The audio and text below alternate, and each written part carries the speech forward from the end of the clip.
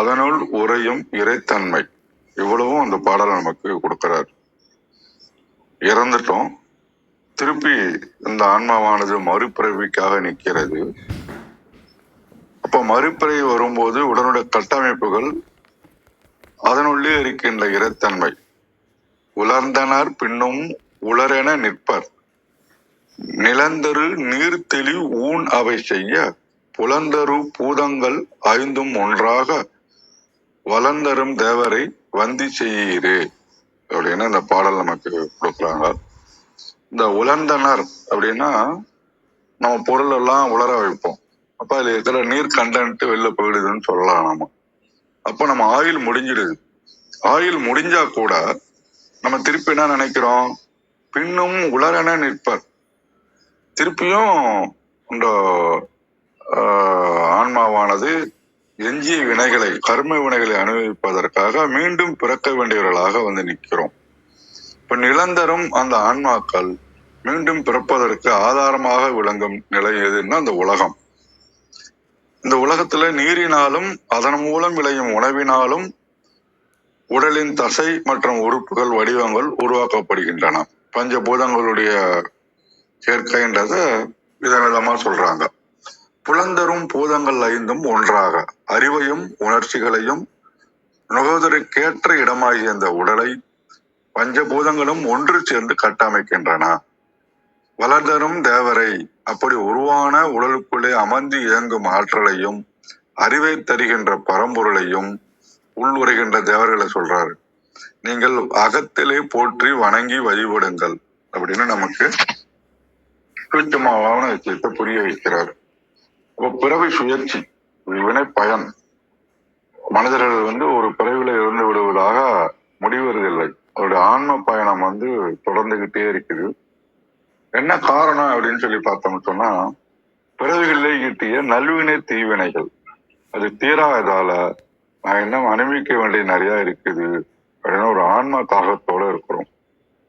அப்போ உடனடி உருவாக்கம் திருப்பி எப்படி இந்த பிண்ட தத்துவத்து பிரகாரம் எப்படி உருவாகிறது அப்படின்னு பார்த்தோம்னா, ஆன்மாக்களுக்கு பஞ்சபூதங்கள் இணைந்து ஒரு புதிய உடல் நெய்து கொடுக்கின்றன.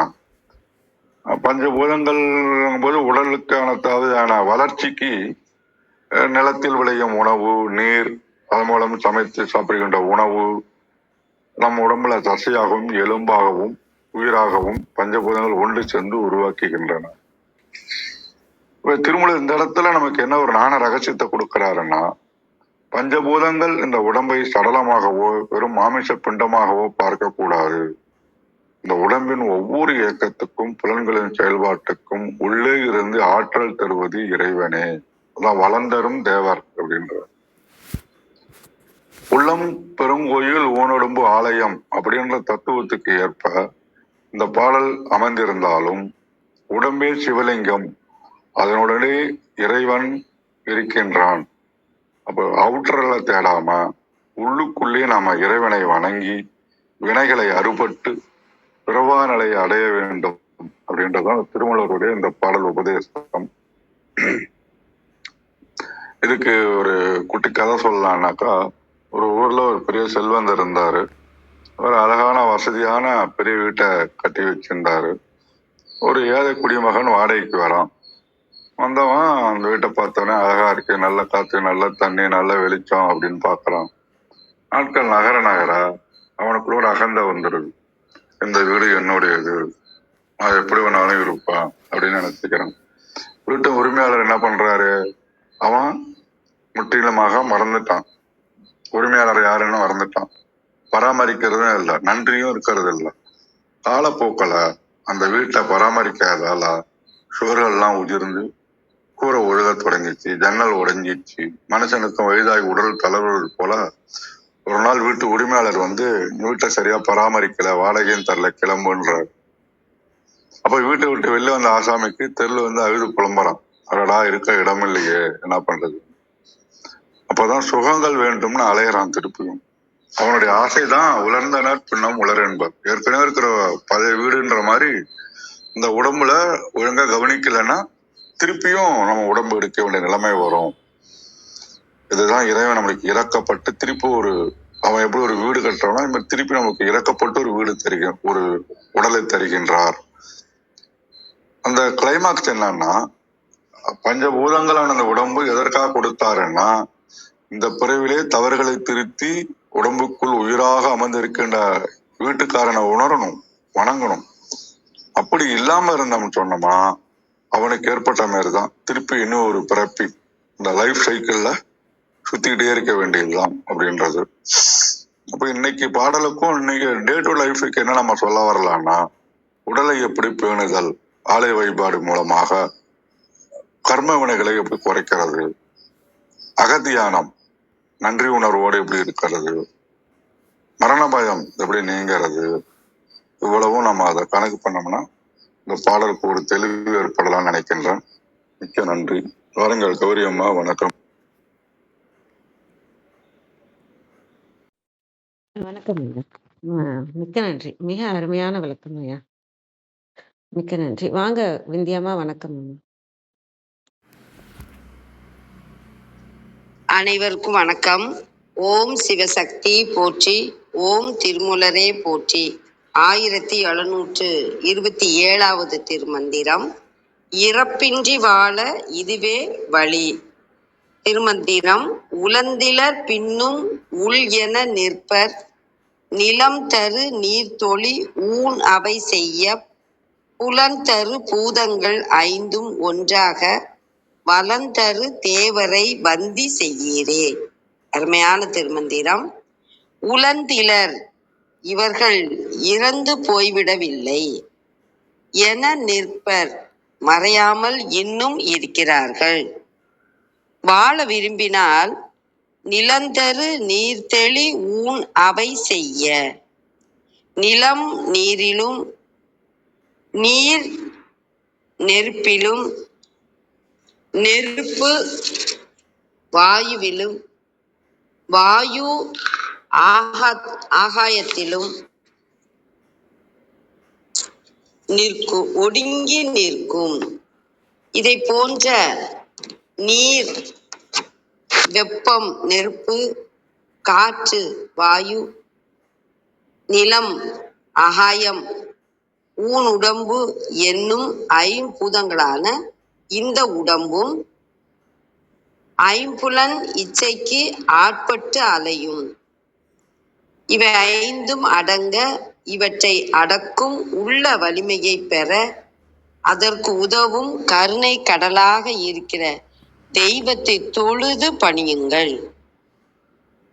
ஊன் அவை செய்ய, ஒடுங்க, புலன் ஐம்புலன், வலம் வல்லமை, வந்தித்தல் வணங்குதல். கழக வெளியீட்டில் இறந்தவர் இறந்தே போனார் என்பதற்கு இடனின்றி வினைக்கீடாக மீண்டும் பிறக்கின்றனர். அவர்கள் உடம்பு தோற்ற முறையில் நீரினின்று நிலம் தோன்றும் என்பதாக குறிக்கவே ஐம்பூத சேர்க்கையால் ஆகியது என்பது விளங்கும்.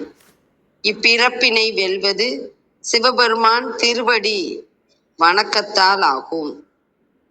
நிலந்தரு நீர், நிலம் உற்பத்திக்கு காரணமான நீர். தெளியூன், காணப்பட்ட தூல உடல். புலந்தரு, அறியப்படுகின்ற. வலந்தரு, பிறப்பை வெற்றி கொள்ளுமாறு வல்லமை தருகின்ற. அனைவருக்கும் நன்றி, வணக்கம். சிவசிவ. திருச்சிற்றம்பலம். நன்றி அம்மா. வாங்க கிருத்திகாமா, வணக்கம் அம்மா.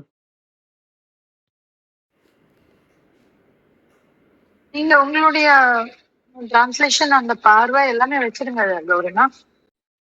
இல்ல, நிறைவாவே வச்சுக்கிறேம்மா. வச்சுட்டு நிறைவு செஞ்சுக்கிறேன் கடைசியா சொல்லிட்டு. நன்றிங்க அம்மா. நன்றி. அனைவருக்கும் காலை வணக்கம். இன்றைய மந்திரத்துல அவர் நமக்கு ஒரு சூத்திரம் தரார். சும்மா நம்ம இத பிண்ட லிங்கம்னு சொல்றோமே, வெறும்னு இதா சொல்லிட்டே இருந்தானாக்கா, அதாவது என்ன சொல்லுவாங்க, கதையா சொல்லிக்கிட்டே இல்ல, அதாவது ஒரு குறிப்பான விஷயம் சொல்லாம அத ஒரு நீதியாக சொல்லி கொண்டு இருந்தால் ஏறாத. அதனால ஒரு சூத்திரம் சொல்லி கொடுக்கலாம் அப்படின்னு ஒரு சூத்திரம் சொல்லி கொடுக்குறாரு. என்ன செய்யறாரு அப்படின்னாக்க,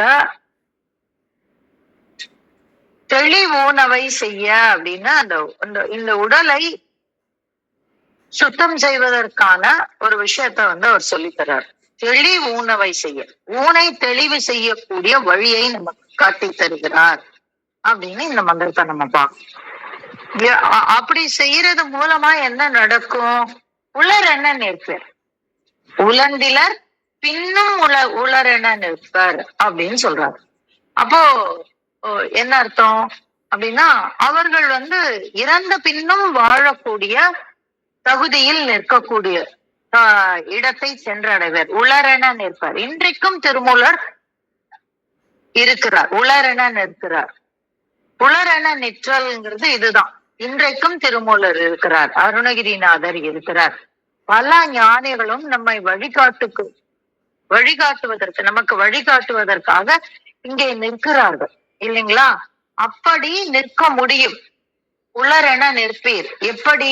தெளிவுணவை செய்ய.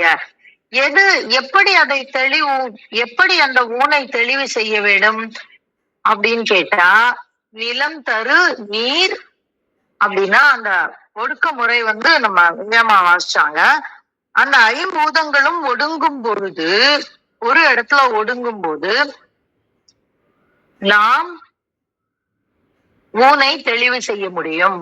அப்பொழுது என்ன செய்ய முடியும்? உலரென நிற்க முடியும் அப்படின்னு சொல்றாரு. அப்போ எப்படி அது எப்படி இந்த நிலம் தரு நீர் எப்படி ஐம்பூதத்தை ஒடுக்க முறையில் நம்ம கொண்டு வர முடியும் அப்படின்னா, புலந்தரு பூதங்கள் ஐந்தும் ஒன்றாக. அப்ப அந்த ஐம்பூதங்களையும் நம்மால் ஒன்று சேர்க்க முடியும். எப்போ? இந்த தன்மாத்திரைகள்னு சொல்றோம் பாத்தீங்களா, அந்த சுவை, ஒளி, ஊறு, ஓசை, நாற்றம் அப்படின்னு ஒரு தன்மாத்திரை சொல்றோம் பாத்தீங்களா, அத நம்ம ஒடுக்கும் பொழுது நம்மால் ஐம்பூதங்களையும் ஒடுக்க முடியும் அப்படின்னா. ஏன் அப்படின்னீங்கன்னா, இந்த பஞ்சபூதங்களினுடைய இந்த தன்மாத்திரையினோட விசேஷமே என்ன அப்படின்னா, நம்மளால பஞ்சபூதங்களை அறிந்து கொள்ள முடியாது. கண்ணால பார்த்து அறிந்து கொள்ள முடியாது, வெளியில அறிந்து கொள்ளலாம். ஆனால் நமக்கு அறிந்து கொள்ள முடியாது. வெளியில பார்த்தா நமக்கு தெரிஞ்சிரும், தீ எரியறது அப்படின்னு தெரிஞ்சிரும், நீர் இருக்குன்னு தெரிஞ்சிரும், நிலம் இருக்குன்னு தெரிஞ்சிரும், ஆகாயம், காற்று எல்லாமே நம்மளால புரிந்து கொள்ள முடியும். அப்போ எப்படி அதை அறிந்து கொள்வது? இந்த பிண்டத்துல எப்படி அறிந்து கொள்வது? அதெல்லாம் முன்னாடி சொல்லி கொடுத்துட்டாரு இல்லைங்களா? என்ன சொன்னாரு? தன்மாத்திரைன்னு ஒண்ணு இருக்கு. அந்த தன்மாத்திரை இந்த பஞ்சபூதங்களினுடைய ரெப்ரசன்டேட்டிவ். அதுதான் ஒளி, சுவை, ஒளி, உரு, ஓசை, நாற்றம். இத நீங்க புரிஞ்சுக்கிட்டீங்கன்னா உங்களால அந்த பஞ்சபூதத்தினுடைய தன்மையை புரிந்து கொள்ள முடியும். இன்னைக்கும் நீங்க பாருங்க, நம்ம உடம்புல எது மிகுந்திருக்கு அப்படிங்கிறத நம்மளால ஒரு நிமிட அந்த அந்த அந்த ஒரு அவதானிப்புல நம்மளால கண்டுகொள்ள முடியும். ஆகாயம் நிறைய இருக்கா, இல்லைன்னாக்க எது புளிப்பு ஜாஸ்தியா இருக்கா அப்படிங்கறத சுவை மூலமாகவும், அந்த சுவையிலையும் தன்மாத்திரை 5 விதமான தன்மாத்திரைகள் இருக்கு, அந்த ஒளியிலையும் 5 விதமான தன்மாத்திரை இருக்கு. இதெல்லாம் நம்ம பிரிச்சு உடம்ப அணு அணுவா பிரிக்கக்கூடிய ஒரு தன்மை. நீங்க ஒண்ணும் வேண்டாம், நீங்க உங்களுடைய இந்த சுவை அப்படிங்கறத நம்ம எதன் மூலமாக அறிந்து கொள்கிறோம்? ஒரு சின்ன எடுத்துக்காட்டுக்கு நான் சொல்றேன். சுவை என்பதை எதன் மூலமாக அறிந்து கொள்கிறோம் அப்படின்னா, இந்த உமிழ்நீர் என்று சொல்லக்கூடிய அந்த உமிழ்நீரின் மூலமாக நாம் சுவையை அறிந்து கொள்கிறோம். இந்த உமிழ்நீரை வச்சு நம்மளுடைய இதுவே ஒரு பஞ்சபூதத்தினுடைய தன்மைதான். அந்த பஞ்சபூதத்தினுடைய தன்மையில அதுக்குள்ள 5 தன்மை இருக்கும். நீங்க பாத்தீங்கன்னா, புளிப்பு, அந்த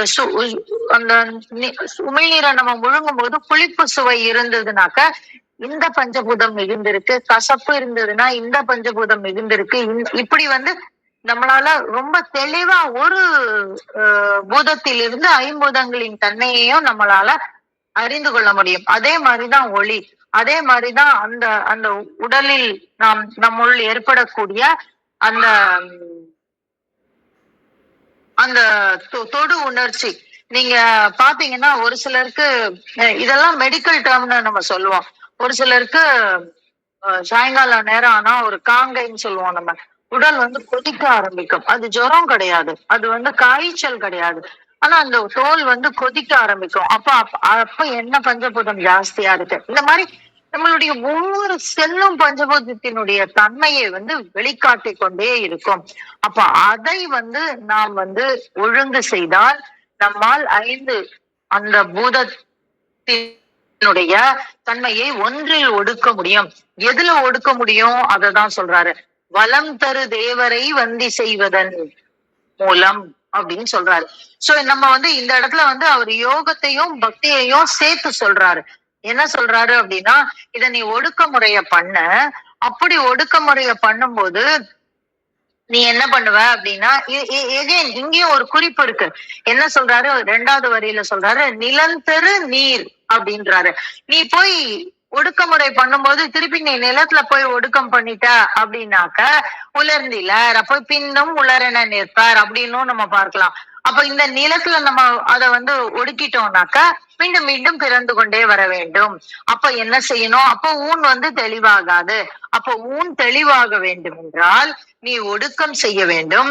அப்படி ஒடுக்கம் செய்யும் பொழுது நீ எதை செய்ய வேண்டும், எங்கு நிற்க வேண்டும் அப்படின்னாக்க வலம் தரன் தேவரை வந்தி செய்யக்கூடிய அந்த, அதாவது இத்தனை விஷயங்களையும் உனக்காக செய்யக்கூடியவன், ஐம்பூதங்களை படைக்கக்கூடியவன், அந்த ஐம்பூதங்களின் வடிவாக உன்னை படைத்தவன், அந்த ஐம்பூதங்களை ஒடுக்கும் முறையை உனக்கு கற்பித்தவன், அந்த தேவனை வலம் தரு தேவரை, அப்ப இத்தனை விஷயங்களிலும் நிற்கக்கூடிய அவனை அப்படின்னு வலம் தரு அப்படின்னு சொல்றாரு.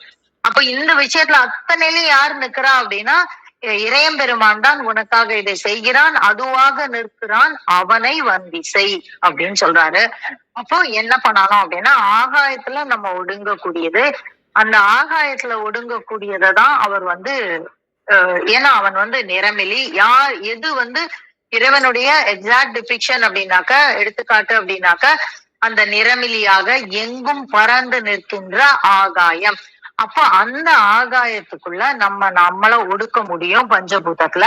அப்படி ஒடுங்குதல் எதன் மூலமாக அப்படின்னாக்க தியானத்தின் மூலமாக நம்ம செய்ய முடியும். அதுக்கு நம்ம சரண்டர் ஆகணும். அப்போ இந்த பிண்டம் பிண்ட லிங்கமாக மாறும் அப்படின்னு ரொம்ப ரொம்ப அழகான ரொம்ப சூட்சுமமான ஒரு சுத்திய சொல்லி தர்றாரு நமக்கு.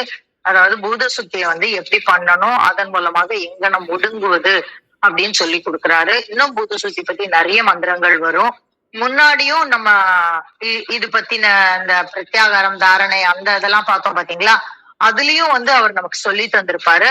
நம்ம ரிலேட் பண்ணி பார்த்தோம்னா இது ரொம்ப ரொம்ப அழகான மந்திரம். அதை இங்க நமக்கு திருப்பி மீண்டும் ஞாபகப்படுத்துறாரு.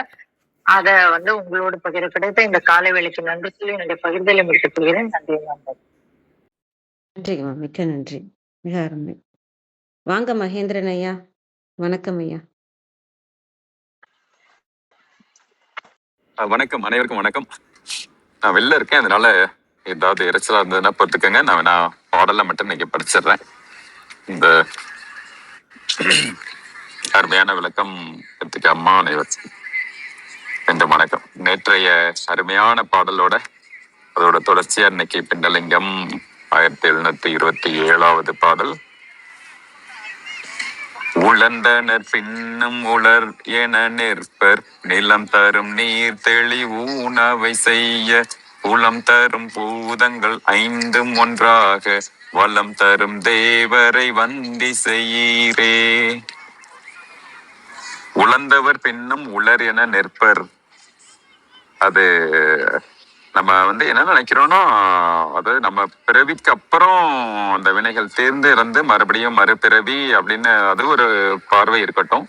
இன்னொன்னு ஒவ்வொரு நாளுமே வள்ளுவர் சொல்றாரு, நாளது ஒன்று போல் காட்டி.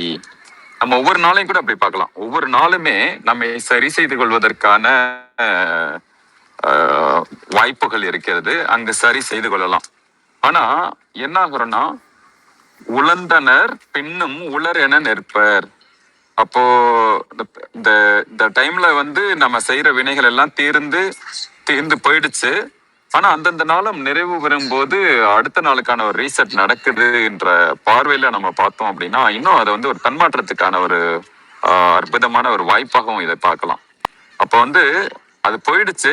ஆனா மறுபடியும் அதுல இருந்து தெரிந்து தெளிந்து அதுக்கான ஞானம் அடையாமல் போயிட்டோம் அப்படின்னா மறுபடியும் அந்த தீர்க்க வேண்டிய வினைகள்ல இன்னும் நிறைய இருக்கு. அதை நம்ம இன்னும் அத அனுபவிக்காம அதை விட்டுட்டு போனதோ இல்ல வந்து இன்னும் நம்ம செய்ய வேண்டிய வேலை இருக்குங்கிறதோ இந்த மாதிரி நினைச்சு என்ன ஆகும் அப்படின்னா இந்த நம்மளுடைய வாழ்க்கைய வந்து ஒரு தொடர் ஒரு சுழற்சியிலேயே இருக்கிற மாதிரியான ஒரு நிலை வந்துடலாம். இப்போ நம்ம இதுல முதல் அடியில சொல்றத நம்ம எப்படி பார்க்கலாம்னா இந்த பிறவிக்கான வினைகள் தீர்ந்து இறந்து போன பிறகும் இனியும் பிறவி வேண்டும் என்று இன்னும் தீர்க்க முடியாத வினைகளை அனுபவிப்பதற்காக நிற்கிறார்கள் அல்லவா, உழந்தவர்கள் நிற்கிறார்கள். அப்ப நிற்கும் பொழுது என்ன நடக்குது அப்படின்னா அவர்களுக்கு தேவையான உடம்ப இந்த இதே நிலத்திலிருந்து வளர்ந்த, இன்னும் கூட சொல்லப்போனா இந்த பஞ்சபூதத்தின் கலப்போடு நம்ம இருக்கின்ற இந்த உடலை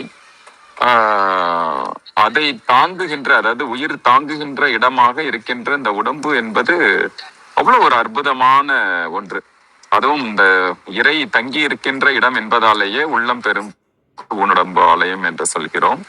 அந்த வகையில நம்மளுடைய அத்தனை பூதங்களும் பஞ்சபூதங்களும் அதோடைய கலப்பாக இருக்கிறது. அதுவும் எப்படி இருக்குன்னா நேற்றை பார்த்தது போல அந்த பல்கோடி அணுக்களாகவும் எத்தனையோ ஒரு அது என்ன சொல்றாங்கன்னா நம்மளுடைய உடம்பு ப்ராசஸ் பண்ற அந்த ஒரு ஸ்பீட்ல வந்து சொல்றாங்க.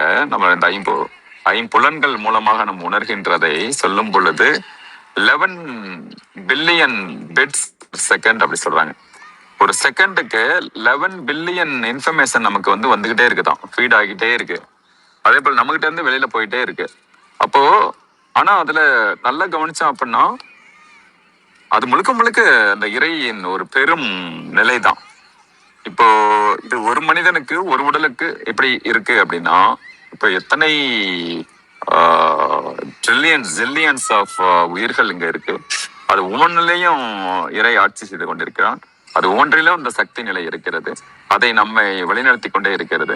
அதை பார்க்கும்போது இது எப்படிப்பட்ட ஒரு ஒப்பற்ற வாய்ப்பாக இந்த ஒரு வாழ்க்கை இருக்கிறது, அது எப்படி அதோட கட்டமைப்பு இருக்கிறது, அதுல வந்து என்ன மாதிரி அறிவியல் இருக்கிறது, என்ன மாதிரி சைக்காலஜி இருக்கு, அது உள்ளுக்குள்ள அத்தனை இயக்கங்களையும் வைத்திருக்கின்ற ஒரு உயர்நிலை இருக்கு.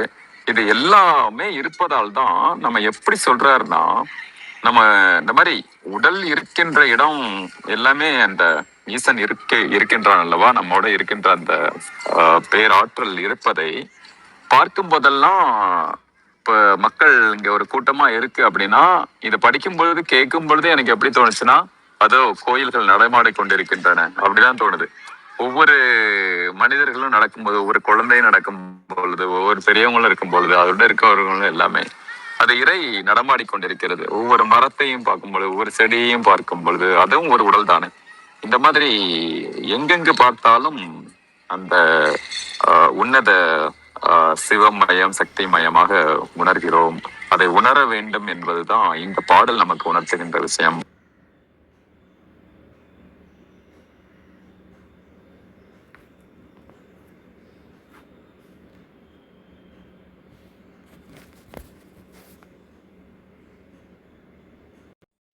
நீங்க பேசுறது கேட்கலைங்க ஐயா. நிறைவு செஞ்சுட்டேமா.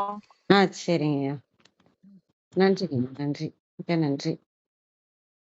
வாங்க தியாகராஜன் ஐயா, வணக்கம் ஐயா. மிக்க மகிழ்ச்சி, நன்றிங்கம்மா. ஓம் திருமூலர் திருவடிகள் போற்றி, ஓம் திருமூலர் திருவடிகள் போற்றி, ஓம் திருமூலர் திருவடிகள் போற்றி போற்றி. அன்பானவர்களே, தங்கள் அனைவருக்கும் பணிவன்பான வணக்கங்கள், வாழ்த்துக்கள்.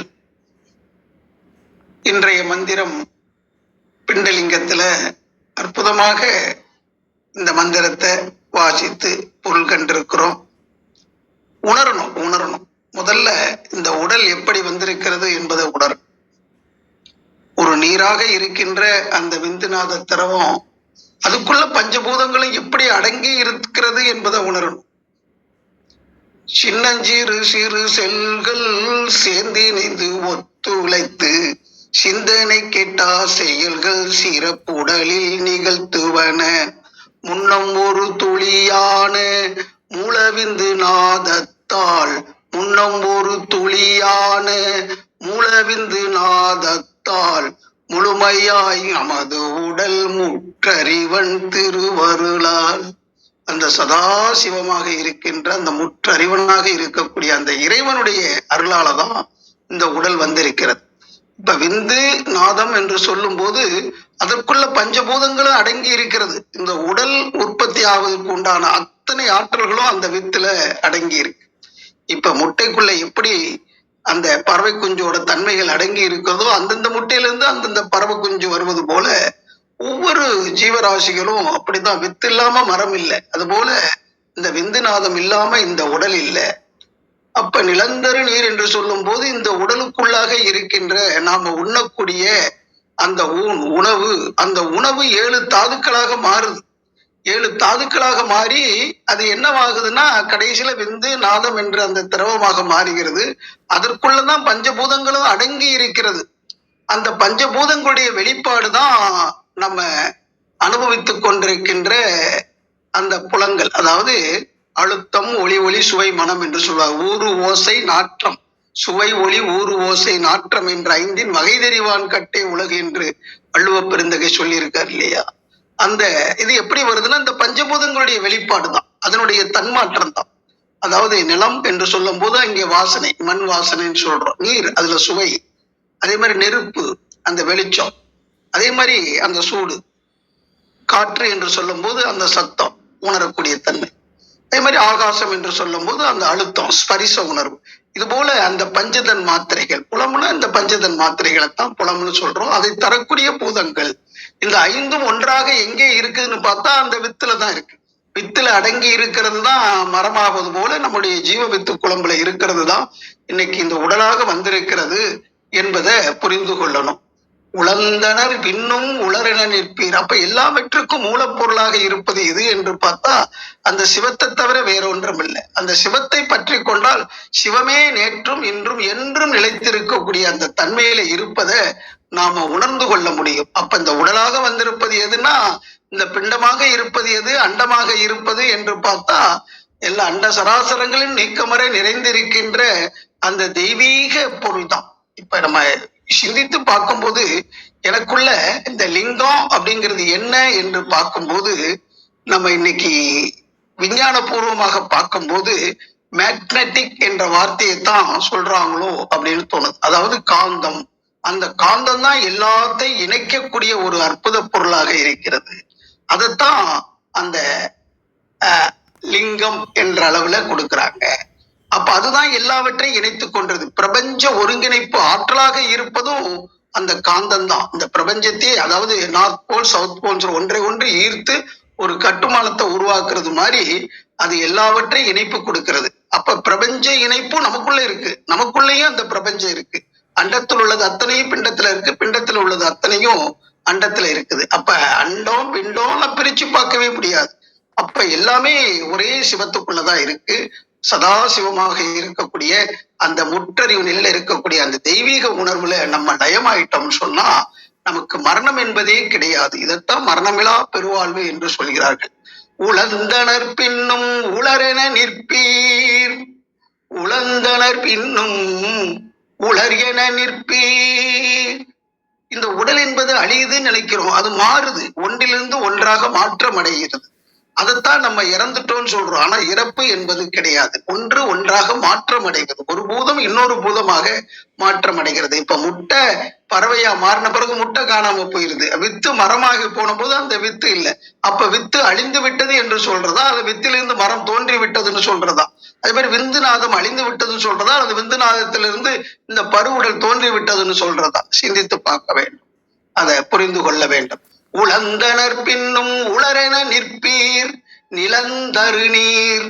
நிலந்தரு நீர், இந்த உடலை கொடுக்கக்கூடிய நீர் எது? அந்த விந்துநாதம். தெளிவூன் அவை செய்ய புலந்தரு பூதங்கள் ஐந்தும் ஒன்றாக, புலந்தரு பூதங்கள் ஐந்தும் ஒன்றாக. அந்த ஒன்றாக இருப்பது எது? அதான் விண்ணென்ற ஆற்றல், நம்ம உடம்புக்குள்ள இருக்கக்கூடிய உயிராற்றல். வளந்தரு தேவரை வந்தி செய்யீரே, வளந்தரு தேவரை வந்தி செய்யீரே. அப்ப இந்த பிரபஞ்சம் முழுவதும் இருக்கக்கூடிய அந்த அண்டலிங்கமும் இந்த பிண்டலிங்கமும் வேறு வேறா என்று பார்த்தா அண்டமும் பிண்டமும் ஒன்றாகவே இணைப்பு பெற்றிருப்பதை உணர்ந்து நாம் நமக்கு அந்த மூல சக்தியாக இருக்கக்கூடிய அந்த லிங்கம் சிவலிங்கத்தை நாம் வழிபட வேண்டும். அந்த தெய்வீக பாய்ம பொருளாக இருக்கக்கூடிய காந்தத்தாலதான் நம்ம எல்லாவற்றையும் உணர்ந்து கொண்டிருக்கிறோம். மனமாக இருப்பதும் அந்த அலைதான். இந்த உயிரிலிருந்து இயக்க அலையாக வந்திருக்கக்கூடிய அந்த ஜீவகாந்த அலைதான் மனமாக இருக்கிறது என்பதை புரிந்து கொண்டு, நான் விஞ்ஞானபூர்வமாக சொல்றேன், அதை புரிந்து கொண்டு அந்த அலைதான் எல்லாவற்றிலும் நிறைந்திருக்கிறது பிரபஞ்சம் முழுவதும் என்ற அளவுல சிந்தித்து உணர வேண்டும். ரொம்ப எளிமையானது. இறை தத்துவம் என்பது ரொம்ப எளிமையான ஒன்று. அத சொல்ற விதமா சொல்லணும், புரிந்து கொள்ளும் விதமாக புரிந்து கொள்ள வேண்டும். ரொம்ப இறை தத்துவத்தை புரிந்து கொள்வதற்கு அடிப்படையான அந்த பதி பசு பாசம் என்ற அந்த 3 வார்த்தைகள்ல கொடுப்பாங்க. அது மாதிரி அந்த 3 வார்த்தைகள்ல அது மனசை வச்சு சிந்தனையை செலுத்தும் போது அது புரியும். அதே மாதிரி சத்திய பொருளாக இருக்கக்கூடிய மெய்ப்பொருளாக இருக்கக்கூடிய அந்த தெய்வ நிலை, அதிலிருந்து தோன்றிய சக்தி என்று சொல்லக்கூடிய அந்த வேதத்திற்கு மூலப்பொருளாக இருக்கக்கூடிய சக்தி, அந்த சக்தி தான் பஞ்சபூதங்களாக மலர்ச்சி அடையுது. அதிலிருந்து வரக்கூடிய அலைதான் இன்னைக்கு நம்ம பார்த்து கொண்டிருக்கின்ற அந்த சிவமாக இருக்கக்கூடிய அந்த மகா சக்தி என்பதையும் புரிந்து கொள்ள வேண்டும். உளந்தரர் பின்னும் உளரென நிற்பீர். எப்பவுமே நம்ம நிலைத்து நீடித்து நிற்கலாம். நிலந்தரு நீர் தெளிவூன் அவை செய்ய, உளந்தரு பூதங்கள் ஐந்தும் ஒன்றாக, வளந்தரு தேவரை வந்தி செய்யீரே, வளந்தரு தேவரை வந்தி செய்யீரே, வளந்தரு தேவரை வந்தி செய்யீரே. அப்ப மனதால அந்த உயிரை உணர்ந்து அந்த உயிருக்கு மூலப்பொருளாக இருக்கக்கூடிய தெய்வ நிலையை உணர்ந்து வாழ்க்கையில வெற்றி பெறுவோம் என்று கூறி இந்த நல்லதொரு வாய்ப்பை கொடுத்த உங்கள் அனைவருக்கும் மனமார்ந்த நன்றி, வாழ்த்துக்கள். ஓம் திருமூல திருவடிகள் சரணம் சரணம் சரணம். நன்றி. நன்றிங்க ஐயா, மிக அருமை, மிக்க நன்றிங்க ஐயா. அனைவருக்கும் அன்பு வணக்கம். ஓம் நந்தியம்பெருமான் திருவடி போற்றி, ஓம் திருமூலர் திருவடி போற்றி, ஓம் நம சிவாய. நான் நேரடியாக டிரான்ஸ்லேஷன் போயிடுறேன். They have perished not, will stay as survivors, cleansing the body's blemish, sprinkling water given by earth, worship God who gives victory over 5 subtle elements, yielding senses together அப்படின்னு கொடுத்துருக்காங்க. இதில் நான் பார்க்குறது வந்து, நம்ம வந்து பிண்டலிங்கம் பார்த்துட்ருக்கோம். நாம் ஏன் பிண்டலிங்கத்துக்கு பிண்டம்னா நம்ம தான், இந்த உடம்பும் இந்த உடம்புக்குள்ளே இருக்கிற இறைவன். இந்த உடம்புன்னு நம்ம யோசிச்சோன்னா இந்த உடம்புல பல வழிகள் இருக்கும். இந்த மனமும் உடம்பும் சேர்ந்தது தான் இந்த நம்ம நானுன்னு சொல்லிக்கிற ஒரு இடம் இல்லையா. நான் யாருன்னா இந்த உடம்பும் இந்த மனசும் தான். இந்த மனசுக்குள்ளே தான் இறைவன் இருக்காருன்னு சொல்கிறாங்க. இதுக்கு முன்னாடி அண்டலிங்கம் பார்த்தோம், பிரபஞ்ச சக்தி. நான் வந்து எனக்குள்ள பிரச்சனை தான் இருக்குன்றதை உணர்ந்து நான் வெளியில் இருக்க பிரபஞ்ச சக்தியை போய் தேடி, கோயிலாகட்டும் குளங்களாகட்டும் தேடி என்னோட கஷ்டத்தை போக்கிக்கிறது தான் அண்டலிங்கமாக பார்த்தோம், பிரபஞ்ச சக்தியை பார்த்தோம். இப்போ உனக்குள்ளதான் சக்தி இருக்குது, உனக்குள்ளதான் சிவலிங்கம் இருக்குன்னு சொல்கிறாங்க.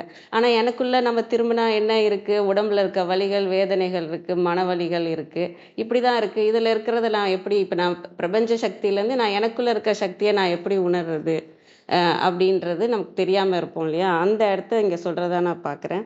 உளந்திலர்னா இறக்காதவர்கள். நாம் யாருமே இங்கே இறப்புக்கு உட்பட்டவங்க கிடையாது. ஏன்னா நம்ம இறைத்தன்மை, உண்மையான தன்மை அதுதான். இந்த ஆணவம் கண்மம் மாயை என்பது நம்மளை பற்றி கொண்டு இருக்கிறது. நாம் இதை எதையும் பற்றி கொண்டு இல்லை. ஏன்னா நாம் இந்த மனதை இயக்கலை, நாம் இந்த உடலை இயக்கலை. இது எதுவுமே நம்மளோடதுன்னு இல்லை. இந்த நான் என்ற உணர்வு மட்டும் இந்த ஆணவம் கண்மம் மாயையே பற்றி கொண்டு இருக்கிறது, அவ்வளோதானே தவிர இங்கே இருக்கிறது இறைவன் மட்டும்தான். அதை நம்ம உணராமல் இருக்க வைக்கிறதும் நம்மளோட அந்த ஆணவம் கண்மம் மாயைன்ற பற்றி கொண்டு இருக்குது இல்லையா, அதுதான் நம்மளை உணர விடலை. நான் யாருங்கிற உண்மையை உணர விடாமல் இந்த மனமும் உடலும் தான் நானுன்னு சொல்லிக்கிட்டே இருக்குது. இதுதான் நான், இந்த மனம் தான் நான், என் மனதை கஷ்டப்படுத்தினா நான் கஷ்டப்படுறேன், இந்த உடலை கஷ்டப்படுத்தினா நான் கஷ்டப்படுறேன்னு சொல்றது எல்லாமே இந்த ஆணவம் கண்மம் மாயை போகாம இருக்கிறதுக்கு தான். அது போக்குறதுக்கான இதுக்காக தான் நம்ம பிறப்பெடுத்து வந்துக்கிட்டு இந்த சுழற்சியில இன்னும் சுத்திட்டு இருக்கிற நிலை இருக்கு. அது நமக்கு சரியாக சரியாக இறைவனை சரணடைஞ்சு அந்த நமக்குள்ள இருக்கிறதுனாலும் சரி, பிரபஞ்ச சக்தியினால் நம்ம சரணடைஞ்சு உள்ள போகும்போது அடுத்த நிலையா நமக்குள்ள உணர்றது எங்க வரும்னா, அந்த சக்தி இங்கே தான் இருக்கு, அந்த சக்தி தான் இந்த அடுத்ததுல நிலந்தரும் நீர் தெளிவுணவை செய்ய. இது சில இதில் திருன்னு போட்டிருக்காங்க, திருன்னு போட்டிருக்காங்க, சில இதில் தருன்னு போட்டிருக்காங்க. புலந்தரு பூதங்கள் 5ம் ஒன்றாக. இந்த உடம்பும் நிலமும் நீரினால் ஆள இந்த உடம்பை வந்து நம்ம சரி செய்யணும். அதாவது மனமும் உடலும் இதுதான் நானும் நினச்சிட்டு இருக்கோம் இல்லையா, இதை வந்து நம்ம சரி செய்யணும்னா இந்த ஐம்பூதங்களையும் இயக்குறது யாருன்னு பார்க்கணும். ஏன்னா இங்கே நம்மளால ஐம்பூதங்களையும் இயக்க முடியாது, மனதையும். இப்போ இந்த மனம் எனக்கு இந்த எண்ணங்கள் வரக்கூடாது அப்படின்னு நான் சொல்லவே முடியாது. அது வந்துக்கிட்டே, அது கோடிங் படி என்னோட கர்மா படி நான் எண்ணத்தை கொடுத்துருக்கணும், அது படி அது வந்துக்கிட்டே தான் இருக்கும். அதுதான் அதோட செயல். மனம் வந்து இயங்குறது தான் அதோட செயல். அதுமாரி உடம்பு எப்படி இயங்கணுங்கிறதும் அதுவும் இறைவனோட செயல்ல அதுவாகவே மூச்சு விடுறதா, ஹார்ட் பீட் பண்ணுறதா, என்னெல்லாம் நடக்கணுமோ அது எல்லாமே நடந்துட்டு இருக்கு.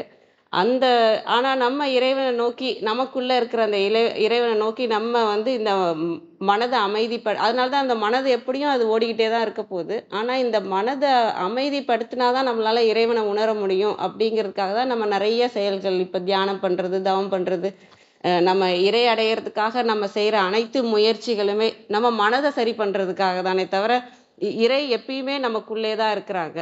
நம்ம அதை உணரணுங்கிறதுக்காக. அந்த உணரணுங்கிறதுக்காக நம்ம போய் அதை பிடிச்சிக்கிட்டே இருந்தோம்னா நான் யாருன்ற நமக்கு தெளிவு வந்துடும். உண்மையான நான் யாருன்னு இருக்கும். இங்கே நம்ம பிறப்புக்கும் இறப்புலையும் நம்ம சுழற்சியில் இருக்கிற நானுங்கிறது இல்லை. அதையும் தாண்டி இந்த இயக்கத்துக்கே காரணமாக இருக்கிற இறைவன் இருக்கிறார் இல்லையா, அவர் மட்டும்தான் இங்கே இருக்கிறாரு. அதனால அவரை வந்தி செய்வீரே வணக்கம் செய்வீரே. அந்த இடத்துல இருந்து இந்த உலகத்தை பாருங்க, அந்த இடத்துக்கு எப்படியாவது போயிடுங்க. இந்த மனமும் உடல்லே மாட்டிக்கிட்டு இருக்கக்கூடாது. அந்த நான் யாருன்ற உங்களுக்கு அந்த உணர்வு தெரியணும், உண்மை தெரியணும் அப்படின்னா அதற்கான இது கொடுத்துருக்காங்க இல்லையா, திருமந்திரத்துல இயமம் நியமம்ல இருந்து கொடுத்துருக்காங்க. நம்ம பிரபஞ்ச சக்தியில இருந்து ஆரம்பிச்சு அதுல நம்ம மனதை வந்து ஒருமுகப்படுத்தி ஒரு நிலையாக்கி, அதுக்கப்புறம் அந்த மனம் பட்டாதான் நம்மளால நமக்குள்ள இருக்கிற இறை உணர முடியும். நான் என்ற இதுவும் நமக்கு வரும். அப்ப அந்த இடத்துல இருந்து பாருங்க, இங்க நடக்கிறது, இயங்குறது, இது அனைத்துமே இறைவன் செயலால. நம்மளை பற்றி கொண்டு இருக்க ஆணவம் கண்மம் மாயை நீங்கினாதான் நமக்கு அந்த இது புரியும். அது வரைக்கும் நாம தான் இறைவனை பற்றி கொண்டே இருக்கணும். அப்படி பற்றி கொண்டே இருக்கும்போது நம்ம வந்து அந்த இறைத்தன்மையிலே தான் இருக்கிறோம், நம்ம இறைவனாக தான் இருக்கிறோம் அப்படிங்கிறது புரிய வரும். இந்த பாடல்ல நான் யாருன்றத சொல்றதா, அதை நோக்கி நீங்க எல்லாரும் பயணம் பண்ணணும்னு சொல்றதா நான் புரிஞ்சுக்கிறேன். அனைவருக்கும் நன்றி. நிறைவு செஞ்சுக்கலாங்களா? வேற யாரும் எதுவும் கேள்வி கேட்குறீங்களா?